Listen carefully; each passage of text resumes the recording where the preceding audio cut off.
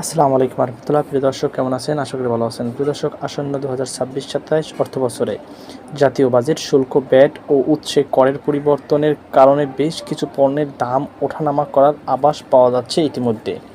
চূড়ান্ত budget pass হওয়ার পর দামের প্রকৃত চিত্র সম্পূর্ণ স্পষ্ট হবে। সামগ্রিক প্রস্তুতির উপর ভিত্তি করে যেসব পণ্যের দাম বাড়তে ও কমতে পারে সেসব পণ্যের তালিকা আমাদের হাতে এসেছে। প্রিয় দর্শক, নিত্য প্রয়োজনীয় ভোগ্যপণ্য, চাল, ডাল, চিনি ও ভোজ্য তেলের আমদানি এবং সরবরাহের পর্যায়ে উৎসে কর বহাল বা বৃদ্ধির প্রস্তাবের কারণে এসব পণ্যের দাম কিছুটা বাড়তে পারে।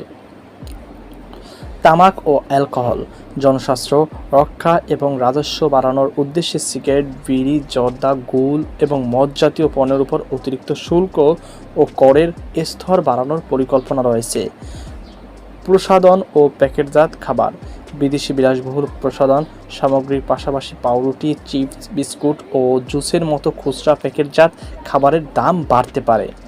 প্রযুক্তি পণ্য ও যন্ত্রাংশ, আমদানি করা মোবাইল ফোন, ল্যাপটপ, কম্পিউটার এবং এগুলোর খুচরা যন্ত্রাংশ উপর শুল্ক বাড়ানোর কারণে এগুলোর দাম বাড়তে পারে। দেশীয় তৈরি পোশাক, শুল্ক ও ভ্যাটের মারপ্যাচে দেশে পোশাকের উৎপাদন খরচ ও খুচরা মূল্য বৃদ্ধি পাওয়ার আশঙ্কা রয়েছে।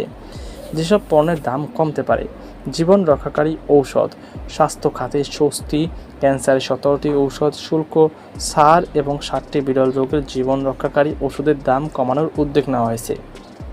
পরিবেশ বান্ধব সৌরশক্তি, পরিবেশ বান্ধব সৌরশক্তি জ্বালানি উৎসাহিত করতে সোলার প্যানেল এবং লিথিয়াম ও গ্রাফেন ব্যাটারির উপর ভ্যাট শুল্ক কমানো হতে পারে। শিক্ষা সামগ্রী, শিক্ষার্থীর সুবিধার্থে নোটবুক, পেন্সিল এবং